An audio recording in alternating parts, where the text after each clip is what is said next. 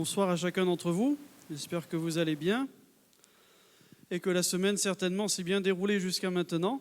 On va ensemble partager quelques éléments de réflexion en rapport avec le fruit de l'esprit et les dons spirituels.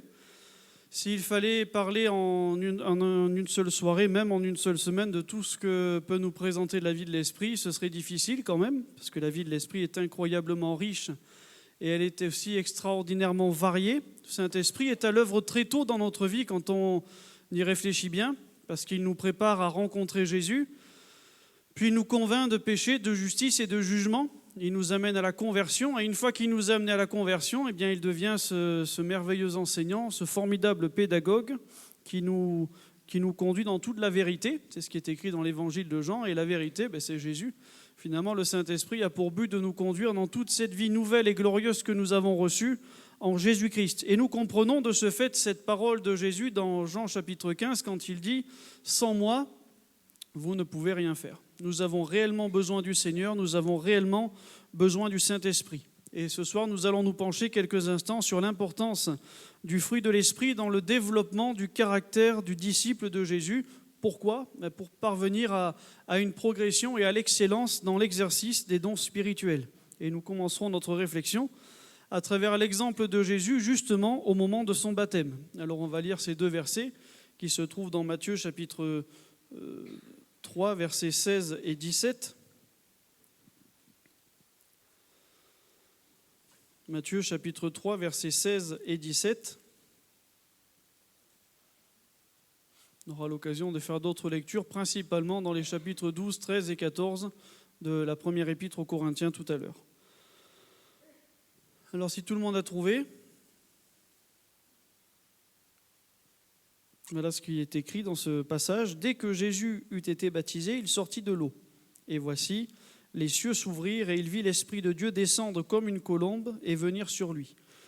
Et voici une voix fit entendre des cieux ces paroles, « Celui-ci est mon Fils bien-aimé, en qui j'ai mis toute mon affection. » Alors il y a une petite précision qui nous est donnée par contre dans l'évangile de Luc, c'est que la Bible nous dit qu'au moment où Jésus passait par les eaux du baptême, Luc nous donne cette petite précision que Jésus était en prière. Il était en train de prier.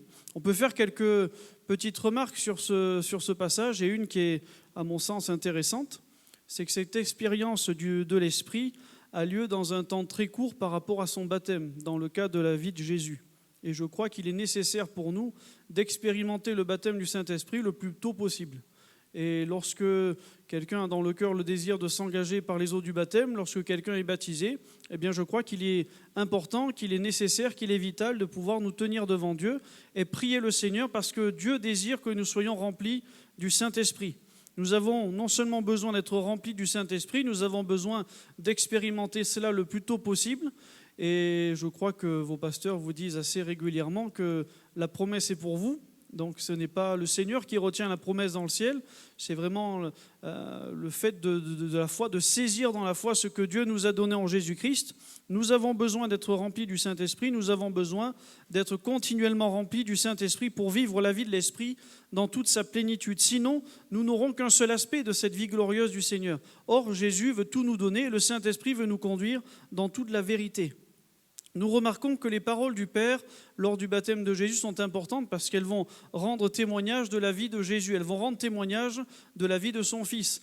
Les paroles du Père vont rendre témoignage de l'obéissance de Jésus, elles vont rendre témoignage de l'humilité de Jésus, mais elles vont rendre aussi témoignage de la communion qui existe entre le Père, le Fils et le Saint-Esprit dans ce très beau passage de l'Évangile. Et cette communion est un point très essentiel et très fondamental, parce que le Saint-Esprit est descendu sous quelle forme ? On a lu ensemble. D'une colombe. Je ne pense pas que ce soit anodin ou que ce soit le fruit du hasard, surtout si on s'amuse à faire le petit parallèle, la petite comparaison avec l'Ancien Testament et le livre de la Genèse particulièrement. Vous vous souvenez que lorsqu'il y a eu le déluge, Noé était dans son arche, et quand le déluge a cessé, l'eau n'a pas diminué tout de suite. Donc il a fait plusieurs tests pour savoir où est-ce que ça en était. Et l'un de ces tests consistait à envoyer un oiseau à l'extérieur. Vous vous rappelez de l'oiseau ? Alors, il y avait le corbeau, mais il y avait aussi la colombe, effectivement. Et la colombe, lorsqu'elle était arrivée à l'extérieur, elle est revenue. Pourquoi est-ce qu'elle est revenue ? Parce que ce n'est pas Le lieu tel qu'il était à la surface n'était pas un lieu digne d'une colombe. Il y avait de l'eau partout, il y avait des cadavres à la surface, que ce soit humain ou animal, il y avait un chaos pas possible. Ce n'était pas un endroit, et donc forcément cette colombe n'avait aucun endroit où poser ses pattes. Elle est rentrée à l'arche.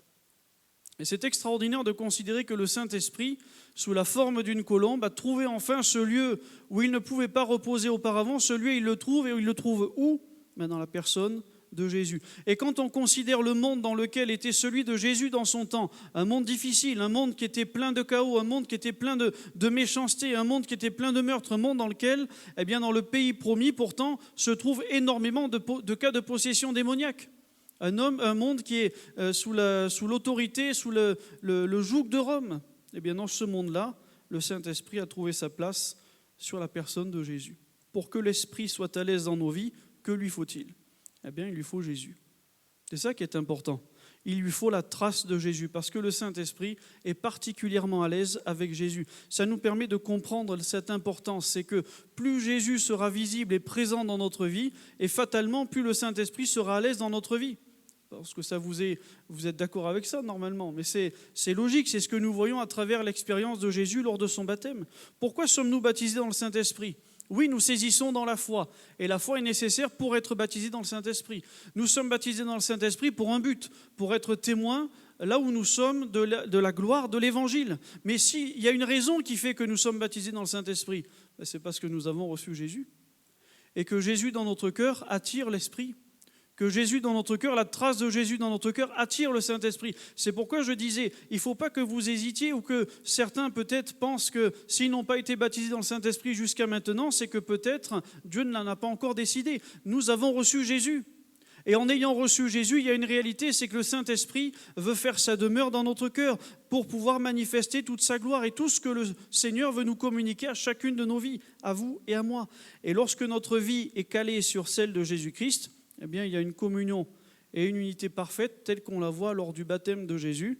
Et cette communion et cette unité parfaite vont révéler non pas la puissance, mais vont révéler l'amour divin. Alors je ne dis pas que la vie de l'Esprit n'est pas une vie de puissance, je ne me permettrai pas, parce que la vie de l'Esprit est également une vie de puissance. Mais si la vie de l'Esprit est une vie de puissance, la vie de l'Esprit nous révèle aussi le caractère fondamental de la relation qui nous unit à Dieu, c'est l'amour. Et qu'est-ce que le Père a dit ? Celui-ci est mon Fils bien-aimé. Et il va rappeler encore dans ce verset, en qui j'ai mis toute mon affection. Donc dans ce verset, bien sûr qu'il y a une image de puissance si on veut y réfléchir, mais il est surtout question de l'amour dans ce passage. Et à travers cette phrase venue du ciel, nous voyons l'importance du baptême dans le Saint-Esprit et nous comprenons l'importance de ce que nous allons continuer à réfléchir, c'est-à-dire l'équilibre dont nous avons besoin entre le fruit de l'Esprit et l'exercice des dons spirituels.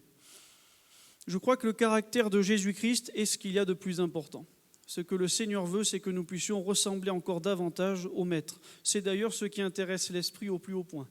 S'il y a bien quelque chose qui intéresse le Saint-Esprit, s'il y a bien une personne qui intéresse le Saint-Esprit, ce n'est pas nous, mais c'est vraiment la personne de Jésus-Christ. Il se réjouit de Jésus, il se réjouit de la nature de Jésus, il se réjouit de la personne de Jésus, il se réjouit de la gloire de Jésus, des paroles de Jésus, de l'enseignement de Jésus, de toutes les œuvres de Jésus. Et le Saint-Esprit nous dira par la plume de l'apôtre Paul, c'est pourquoi je vous déclare que nul, s'il parle par l'Esprit de Dieu, ne dit Jésus est anathème, et que nul ne peut dire Jésus est le Seigneur si ce n'est par le Saint-Esprit. Parce que le Saint-Esprit exalte le Christ. Le Saint-Esprit a le désir de glorifier le Seigneur Jésus. Et les dons spirituels, quelle est la gloire finale ? C'est de glorifier encore davantage le Seigneur. Et comment est-ce que le Seigneur va être glorifié ? Il va être glorifié à travers l'édification, la consolation et l'exhortation du peuple. Et cela va servir à la gloire de Dieu. Parce que tout revient au Seigneur. Tout revient à Dieu. Le fruit de l'Esprit est donc très important dans le cadre de notre vie chrétienne, et particulièrement dans l'exercice des dons spirituels. On peut très bien exercer les dons spirituels sans trop manifester le fruit de l'Esprit.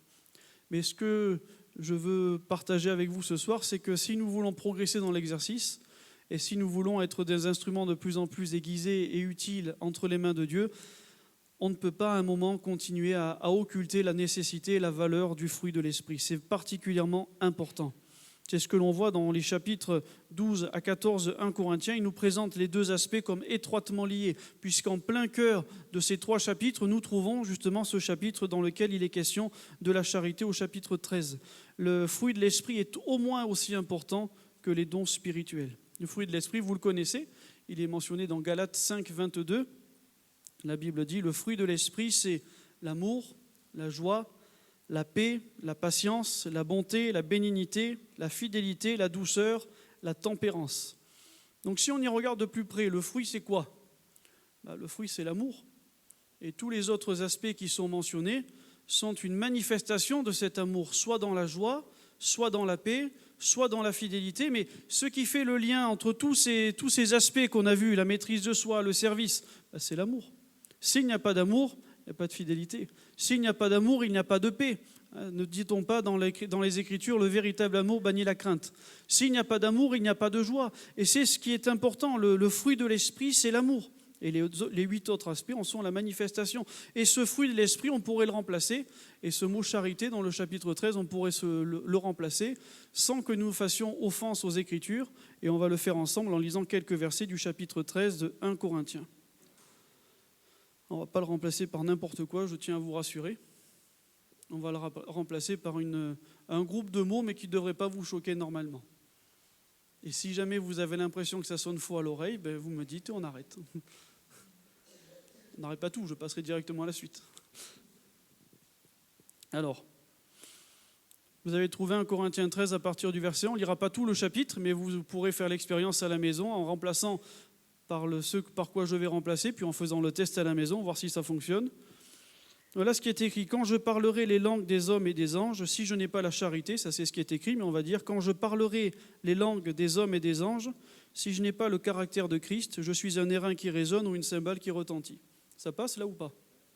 C'est honnête jusque-là. Je ne me suis pas moqué de vous. Quand j'aurai le don de prophétie, la science de tous les mystères et toute la connaissance, quand j'aurai même toute la foi, jusqu'à transporter des montagnes, si je n'ai pas le caractère de Christ, je ne suis rien. Et jusque-là, on se rend compte que ça ne nous choque pas. Et quand je distribuerai tous mes biens pour la nourriture des pauvres, quand je livrerai même mon corps pour être brûlé, si je n'ai pas le caractère de Christ, cela ne me sert à rien. Parce que le caractère de Christ est patient, plein de bonté. Le caractère de Christ n'est pas envieux. Il ne se vante pas, il ne s'enfle pas d'orgueil, il ne fait rien de malhonnête, il ne cherche pas son intérêt, il ne s'irrite pas. Et on se rend compte que ça fonctionne pour tout le reste du chapitre. Ce qui est important, c'est que ce mot amour, ce n'est pas un mot vide de sens. Ce mot amour caractérise la valeur du fruit de l'esprit. Galates 5, 22, mais le fruit de l'esprit, c'est l'amour décliné à travers les 8 manifestations que nous voyons. Et ça nous présente un caractère. La seule personne qui puisse réellement coller à ce portrait robot, c'est le Seigneur Jésus. C'est le Seigneur qui est parfait dans son caractère. Et c'est pour ça que je tenais à insister sur l'importance de l'exemple de Jésus à travers son baptême, à travers le fruit de l'esprit. Le caractère de Christ nous est ainsi mentionné. On se rend compte donc à travers tout cela que l'exercice des dons spirituels, les dons spirituels, eh bien dans leur but, dans leurs moyens et dans leur cause, les dons, c'est l'amour et c'est la charité. C'est ça que le Seigneur recherche. Les dons spirituels sont des capacités surnaturelles données par le Saint-Esprit, différentes des ministères dons qu'on trouve dans le chapitre 12 également, qui eux sont des personnes. Et pourquoi le Seigneur donne-t-il des dons spirituels à l'Église ? Eh bien, la Bible dit dans 1 Corinthiens 12, verset 7, « Or, à chacun, la manifestation de l'Esprit est donnée pour l'utilité commune. » Et ça revient assez régulièrement dans ce chapitre 12. Il y a une répétition systématique, et notamment le fait qu'il y ait un seul corps. Donc les dons spirituels doivent favoriser l'unité. Pour qu'il y ait un seul corps, ça veut dire que les dons favorisent l'unité. Ils ne favoriseront jamais la dissension, ni même la division, encore moins forcément. Mais les dons spirituels vont favoriser l'unité pour qu'il y ait un seul corps. Et nous voyons là la trace du fruit de l'esprit, parce que qu'est-ce que nous lisions dans Galates 5, 22 ? Le fruit de l'esprit, c'est... Et pourtant, il y a 9 caractéristiques qui nous sont données. Et on dit bien le fruit de l'esprit ou on dit les fruits de l'esprit ? Dans le texte que nous lisons, dans les Écritures, c'est bien marqué le fruit de l'esprit. Donc toutes ces manifestations ne sont pas disperses, elles sont réunies à travers une seule, qui est l'amour, qui est le caractère de Jésus. Et les dons spirituels ne feront jamais autre chose. Ils visent l'unité du corps de Christ, en opposition avec ce que Paul va mentionner comme étant les œuvres de la chair, où là on voit effectivement qu'il y a toutes sortes de choses qui vont manifester notamment la division, qui en sont un signe évident. L'amour va donc favoriser l'unité. cette étroite association qu'il y a entre le fruit de l'esprit et les dons spirituels permet donc de prendre soin les uns des autres. Pourquoi est-ce que Dieu donne des dons spirituels ? Bien, c'est pour prendre soin les uns des autres. Alors nous le faisons la plupart du temps très bien humainement, mais des fois nous sommes dans de telles situations que humainement ça ne suffit pas aussi. Et nous avons le désir de faire du bien à notre prochain, nous avons le désir de faire du bien à notre frère, nous avons le désir de faire du bien à notre sœur. Nous désirons quelque chose pour lui, pour elle, et nous désirons quoi ? Le meilleur ou ceux qui passent sous la main ? Désirons le meilleur. Et c'est en ça que le Saint-Esprit nous aide, parce que ce désir dans notre cœur, il provient de l'amour. Et dans ce désir d'amour, eh bien, le Seigneur va nous équiper de ce qu'il faut pour bénir mon frère, pour bénir ma sœur. Cette étroite association permet de prendre soin les uns des autres, comme c'est marqué dans 1 Corinthiens 12, versets 25 et 26, afin qu'il n'y ait pas de division dans le corps, mais que les membres aient également soin les uns des autres. Et si un membre souffre, tous les membres souffrent avec lui. Si un membre est honoré, tous les membres se réjouissent avec lui. Ça veut dire qu'il y a une unité constante. Dans la souffrance ou dans la joie, le corps reste uni. Et ça, c'est une grâce particulière. Et il y a une manifestation glorieuse de l'amour à travers les dons spirituels, parce que Dieu veut son peuple uni. Et donc, au sein du corps, aucun membre ne pourra jamais dire, il peut le dire avec sa bouche, mais ça ne voudra jamais rien dire, je n'ai pas besoin de vous, ce n'est pas possible. Nous avons besoin les uns des autres, parce que nous sommes membres les uns des autres. Alors le chapitre 13, il centralise l'attention entre la présentation des dons qui sont mentionnés au chapitre 12 et puis l'exercice des dons au chapitre 14. Et les dons, ils ont pour expression une parole audible, qui est ici comparée à un instrument de musique. Dans le chapitre 13, vous avez une cymbale. Au chapitre suivant, au 14, vous avez la trompette, la flûte, la harpe. Donc ce n'est pas du bruit. Ce n'est pas juste un son. Le son n'est pas la finalité, la parole n'est pas la finalité. Ça veut dire que donner un don spirituel n'est jamais la finalité. C'est important, ça fait partie du processus. Mais ce n'est pas la finalité. L'objectif, quel est-il ? L'objectif est la manifestation de l'amour de Dieu. Et cet amour va être répandu au sein de l'Église pour le relèvement, pour la restauration, pour le pardon, pour la guérison, pour le salut. Finalement, cette atmosphère d'amour, le fruit de l'esprit, va permettre la révélation divine et la croissance. C'est ce qu'on voit dans les paroles que nous avons lues tout à l'heure de Matthieu. Celui-ci est mon Fils bien-aimé en qui j'ai mis toute mon affection. Dans cette communion, il y a une révélation glorieuse de Jésus. Et plaise à Dieu que dans cet amour fraternel qui se manifeste de plus en plus, non seulement le monde voit que nous sommes un et voit que Jésus est réellement au milieu de nous, mais que ce Jésus au milieu de nous permette que nous puissions révéler encore davantage Jésus dans nos réunions, dans nos rassemblements, pour que ce Jésus soit honoré, qu'il soit glorifié, et que chacun d'entre nous soyons marqués, impressionnés par Jésus et encouragés par Jésus. Parce que tout ce dont nous avons besoin, c'est de la glorieuse personne de Jésus. Le but des dons spirituels est donné dans le chapitre 14 de Corinthiens au verset 3. Celui qui prophétise parle aux hommes, les édifie, les exhorte et les console. Consoler, édifier, exhorter. C'est important tout ça. Alors ce n'est pas absolu ce que je vais dire, c'est juste un trait de réflexion. Ce n'est pas absolu du tout. Mais consoler, on pourrait très bien penser à réfléchir à une plaie qui n'a pas été pansée. Et dans cette consolation, il y a une image de douceur qui vient pour apaiser une douleur, qui vient pour apaiser une irritation, qui vient pour calmer une souffrance, qui vient pour apporter une paix, une douceur à une plaie qui menace de s'infecter. À travers l'édification, nous avons une force qui nous est montrée, parce que édifier, c'est construire. Et construire, ça demande de la force, mais ça demande aussi de la persévérance. Et dans l'édification, ces choses se voient à travers les dons spirituels. Il y a une force qui est communiquée à celui qui le reçoit. Il y a une persévérance qui est communiquée à celui qui le reçoit. Et lorsque il est peut-être en train de se dire « je n'y arriverai pas, je suis prêt à tout lâcher, je suis prêt à baisser les bras », tout d'un coup, combien de fois avons-nous entendu une parole lors d'une de nos réunions à travers un don spirituel, une interprétation, un don de prophétie, à travers un don de sagesse, même apporté à travers un moment de prière, de louange ou dans la prédication de l'Évangile, et cette parole ayant percuté notre cœur, qu'est-ce qu'elle a produit ? Non, je ne baisse pas les bras, je reprends courage et je continue. C'est ce qui s'est passé. Nous avons été édifiés. Et puis exhorter, il y a une joie. Il y a une joie à l'exhortation, il y a une joie à être exhorté, il y a une joie à recevoir des encouragements. Lorsqu'on est encouragé par quelqu'un, on est heureux ou on est malheureux ? On est toujours heureux, on est toujours satisfait lorsque quelqu'un dit qu'on a bien fait. Même si des fois, ce n'est pas vrai. Mais on est satisfait.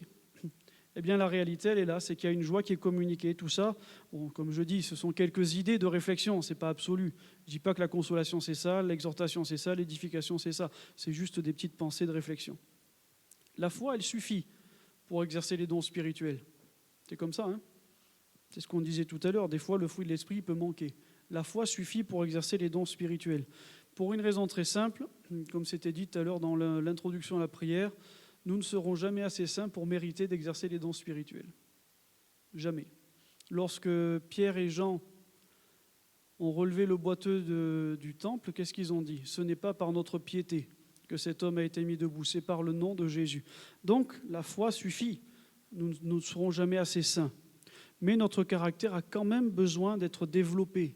Notre caractère a besoin d'être transformé à la ressemblance du caractère de Christ. Pourquoi?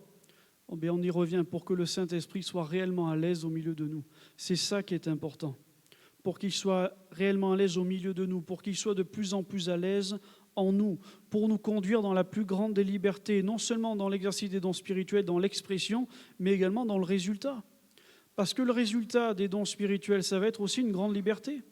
Ça va être pour celui qui est pris dans un piège, une force qui lui permettra de rompre avec un lien. Ça va être pour celui qui est dans une peine, une force qui va le redresser. Il y a une liberté extraordinaire lorsque les dons sont exprimés au milieu du peuple de Dieu, selon la direction de l'Esprit. C'est ça qui est glorieux.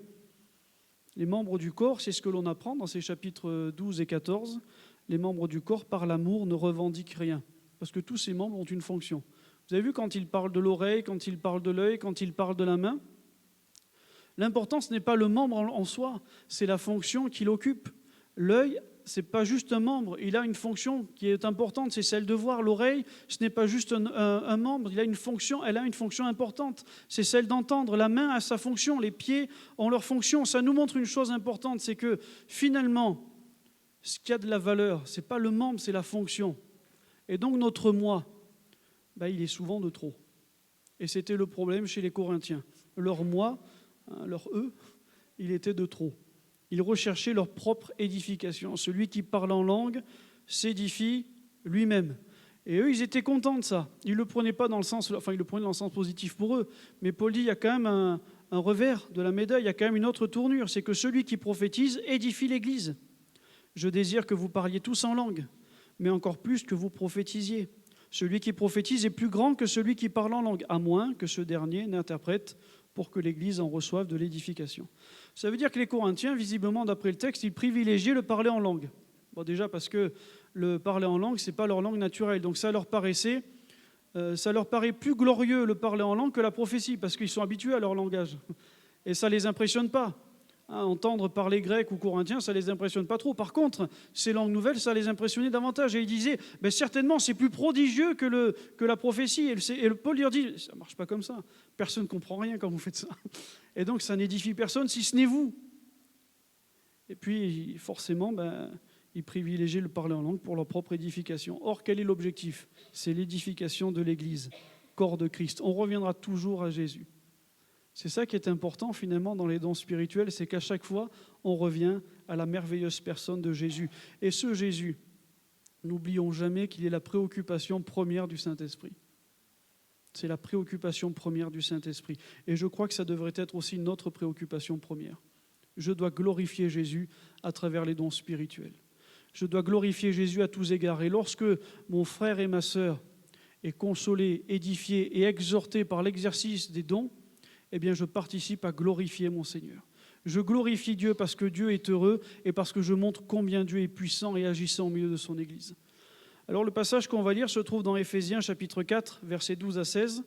Et je conçois très bien et facilement qu'il soit mentionné, c'est vrai, pour les ministères dons, c'est-à-dire apôtres, prophètes, évangélistes, pasteurs, docteurs. Mais je crois que lorsque nous sommes édifiés, nous édifions aussi l'Église de Jésus-Christ. Et lorsque nous sommes conscients qu'il y a nous avons notre place dans ces choses, nous aussi, ça nous concerne tous finalement.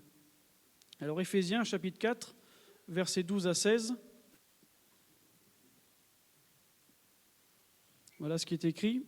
Pour le perfectionnement des saints, en vue de l'œuvre du ministère et de l'édification du corps de Christ, jusqu'à ce que nous soyons tous parvenus à l'unité de la foi et de la connaissance du Fils de Dieu, à l'état d'homme fait, à la mesure de la stature parfaite de Christ, afin que nous ne soyons plus des enfants flottants, emportés à tout vent de doctrine par la tromperie des hommes, par leur ruse dans les moyens de séduction, mais que, professant la vérité dans la charité, nous croissions à tous égards en celui qui est le chef, Christ.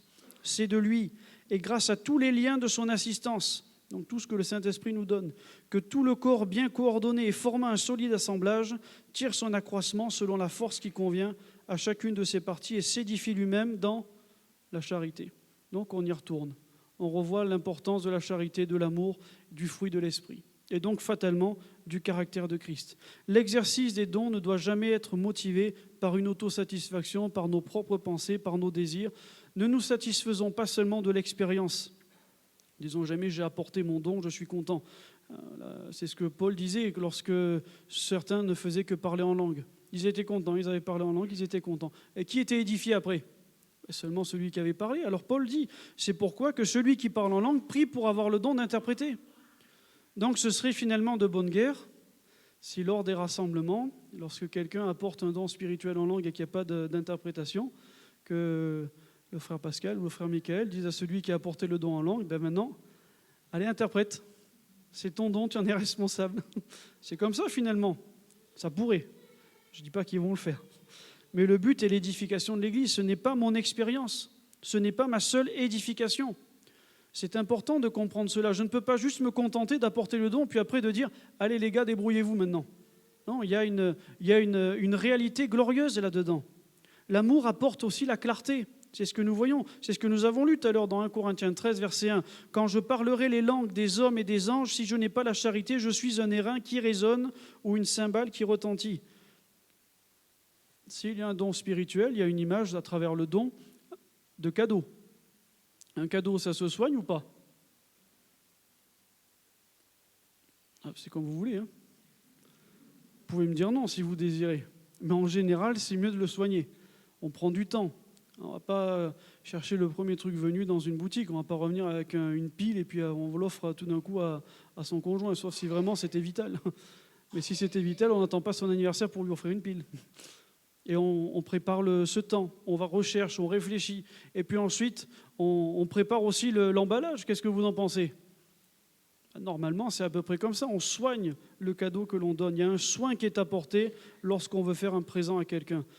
Si c'est l'expérience seulement notre désir, nous ne progresserons pas. Il y aura une confusion. Pourquoi ? Parce que ça manquera de charité, ça manquera d'amour, ça manquera du caractère de Jésus. Lorsque Jésus fait quelque chose, c'est toujours pour bénir l'autre. Jésus ne fait jamais rien pour lui-même. C'est ce qu'on a lu dans le chapitre 13. Le caractère de Christ ne fait rien pour lui-même. Il le fait pour nous. Si les objets inanimés, c'est ce qui a été écrit dans 1 Corinthiens 14, versets 7 et 8. Si les objets inanimés qui rendent un son, comme une flûte ou une harpe, ne rendent pas des sons distincts, comment reconnaîtra-t-on ce qui est joué sur la flûte ou sur la harpe ? Et si la trompette rend un son confus, qui se préparera au combat ? Donc ça veut dire qu'il faut comprendre ce qui est apporté. C'est important, ça veut dire qu'on ne peut pas apporter un don spirituel dans n'importe quelle condition. On aura l'occasion d'y revenir d'ailleurs. Il est question de combat. Qui se préparera au combat ? Mais lorsqu'il y a un combat spirituel, pour nous, ça implique quoi ? Ça implique qu'il y a une victoire à saisir, parce que nous ne sommes pas défaits, nous sommes victorieux grâce à Jésus-Christ. Donc il y a des victoires à remporter grâce à l'exercice des dons spirituels. Et lorsque nous comprenons ça, ça nous motive au combat de la foi, ça nous motive au combat spirituel, ça nous amène à nous jeter aux pieds de Jésus pour dire « Seigneur, je viens saisir ce que tu as réservé pour moi ». Et puis on le lit à travers le passage. Comment reconnaîtra-t-on ce qui est joué sur la flûte, sur la harpe ? Des fois il y a des chants tristes, des musiques tristes. À quoi pourrait servir une musique triste dans ce cadre-là ?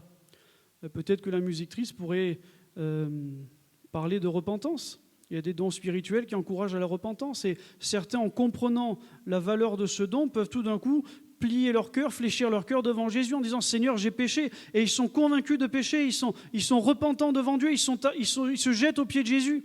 Il y a cette tristesse salvatrice qui les amène à considérer que leur voix ne plaît pas à Dieu. Et ça, par l'exercice des dons spirituels. Et puis, parfois, il y a des musiques joyeuses parce qu'il y a aussi des temps de relèvement. Et tout ça, le Saint-Esprit le fait librement au milieu de l'Église. L'abondance des dons n'est pas pour moi, mais il est pour l'Église, il est pour les autres. Le fruit, c'est jamais pour l'arbre, c'est toujours pour les autres. C'est comme ça. C'est pourquoi il dit, de même, vous, puisque vous aspirez aux dons spirituels, que ce soit pour l'édification de l'Église, que vous cherchiez à en posséder abondamment. L'amour est précieux pour nous offrir un cadre d'expression pour mettre tout le monde à l'aise. Ça, on va le lire dans 1 Corinthiens 14, 26 à 33. 1 Corinthiens 14, 26 à 33, il y a un cadre qui nous est donné. Et dans ce cadre, il y a malgré tout une grande liberté, il y a une grande largesse de Dieu, il y a une grande abondance de Dieu.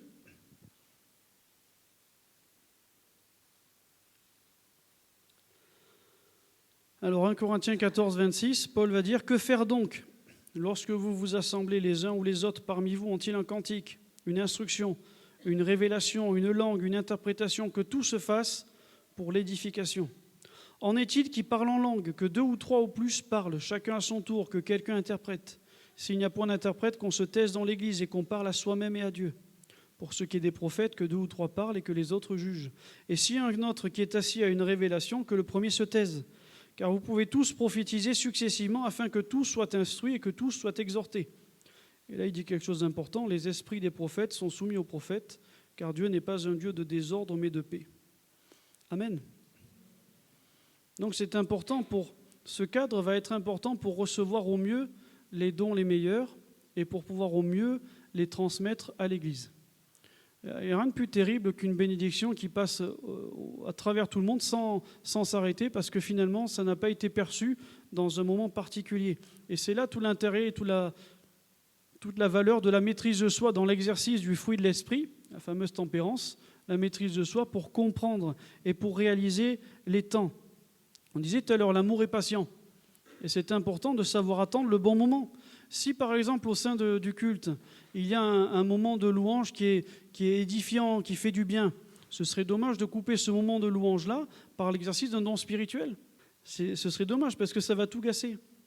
Et je vais vous dire un petit secret, puisqu'on est qu'entre nous, c'est que si jamais vous avez reçu dans votre cœur la pensée de Dieu et que vous attendez 5 minutes avant de la porter, en vrai, vous n'exploserez pas. Vous resterez intègre, intact. Il n'y a rien qui va se casser. Le don ne va pas partir lui non plus. Il n'y aura pas de souci. Ce n'est pas grave d'attendre. Et des fois, ce n'est pas grave d'en profiter pour réfléchir sur la chose. Ça permet d'éviter d'avoir les dons, vous savez, comme le pilote qui n'arrive pas à atterrir sur la piste. C'est-à-dire qu'à un moment, ça tourne en rond, on ne sait plus comment finir le truc. Et ça aussi, c'est embêtant parce qu'à un moment, on n'écoute plus. Et des fois, malgré tout, il peut y avoir une inspiration. C'est important de savoir apprécier le temps. C'est important aussi de savoir se maîtriser. Si j'ai fini d'apporter un don spirituel, une interprétation, je conçois, on a tous une sensibilité différente. Et certains continuent après à parler en langue. De grâce. Et si on ne peut pas le faire trop fort, des fois qu'il y a une louange ou qu'il y a un autre don qui suive derrière. Parce que sinon, on va rater le début pour certains. Encore, vous êtes dans une salle qui n'est pas immense, donc heureusement, je pense que vous vous entendez relativement bien. Mais dans certains cas de figure, ça doit être compliqué. Ça doit être compliqué dans le brouhaha, ça doit être compliqué lorsqu'il y a du bruit, c'est bien. Et puis remarquez que le Seigneur, il fait toujours bien les choses. Et quand il y a le culte, il y a souvent un moment de tranquillité, de calme, qui amorce l'arrivée des dons spirituels. Parce que Dieu sait piloter les choses. Dieu, c'est le meilleur conducteur, rassurez-vous. Et puis, il ne faut pas avoir peur de se dire, je n'ai pas apporté le don, il y en a 3 autres qui l'ont apporté avant moi. Ce n'est pas grave. Parlez à Dieu. Transforme-le en prière s'il le faut, mais c'est bien aussi le partage. On n'est pas obligé de l'apporter forcément tous les dimanches si ça peut permettre une expression. Maintenant, s'il y a de la place, je ne dis pas qu'il faut se priver. Si on a reçu la pensée de Dieu, il ne faut pas se priver, c'est normal. Mais dans ce cadre d'amour, eh bien, le but va être atteint. Comme nous l'avons dit au chapitre 14, verset 3, celui qui prophétise parle aux hommes, les édifie, les exhorte et les console. Au verset 25, les secrets de son cœur sont dévoilés de telle sorte que, tombant sur sa face, celui qui entend les dons, il adore Dieu, il publiera que Dieu est réellement au milieu de vous. Donc l'amour nous donne le meilleur des cadres. Et à travers la maîtrise de soi, à travers la patience, nous avons tout ce qui va permettre à l'Église de recevoir ces dons dans les meilleures dispositions possibles. Vous avez vu que Jésus met toujours un soin à permettre aux gens de recevoir dans les meilleures dispositions possibles. Vous avez vu c'était un sourd-muet, je crois, dans Marc 7, quand il l'amène à l'écart. Et il a pris le soin de l'amener à l'écart. Et après, les gens ont dit, il fait tout à merveille. Quand il y a eu la multiplication des pains, qu'est-ce qu'il a fait avant ? Il a fait asseoir tout le monde, il les a mis à l'aise. Je pense que c'est pas mal de réfléchir à ça de temps en temps. Si Jésus a été ainsi, pourquoi ? C'est pas anodin de faire du bien, d'user de prévenance. User de prévenance, c'est pas seulement ouvrir la porte au frère ou à la sœur, quoique c'est toujours intéressant de le faire. Mieux ouvrir la porte à quelqu'un que de la lui fermer au visage. Mais user de prévenance, c'est aussi dans l'exercice des dons spirituels. Et on peut permettre à chacun de les recevoir de la manière la plus intéressante possible pour que tout le monde puisse être fortement édifier. Et l'amour, s'il permet cela, l'amour nous pousse aussi à aspirer. La Bible dit aspirer, c'était le verset qui a été écrit, me semble, au début de la réunion, aspirer aux dons les meilleurs. Il ne faut jamais limiter le Seigneur, il faut toujours avoir foi. Il faut toujours croire que le don va permettre quelque chose d'extraordinaire. Il faut toujours croire qu'il va apporter la solution, qu'il va y avoir un résultat. Nous ne réfléchissons pas à tout ça. Réfléchissons à faire de la meilleure manière possible pour que le peuple soit édifié, pour que la gloire ne revienne qu'à Jésus. Et le reste, ne faisons surtout pas preuve de manque de foi, sinon c'est compliqué. On ne se sentira pas à l'aise, soit on n'apportera pas le don alors que c'était vraiment la pensée de Dieu, soit on va le faire de manière assez limitée, ce sera dommage. La Bible dit « Recherchez la charité, aspirez aussi au don spirituel, mais surtout à celui de prophétie. » Dieu s'intéresse plus aux fruits qu'aux dons. Si nous avons la même préoccupation, les dons vont aller vers une progression glorieuse. De même, vous, puisque vous aspirez aux dons spirituels, que ce soit pour l'édification de l'Église, que vous cherchiez à en posséder abondamment. Ainsi donc, frères, aspirez aux dons de prophétie, n'empêchez pas le parler en langue. Alors en conclusion, qu'est-ce qu'on peut dire ? On peut dire beaucoup de choses, mais je pense que l'amour nous poussera toujours au progrès. L'amour nous poussera toujours dans notre cœur à dire comment je peux faire mieux, comment je peux apporter un plus grand bienfait. Eh bien, vos pasteurs, ils prendront soin de vous et ils vous aideront à progresser de mieux en mieux.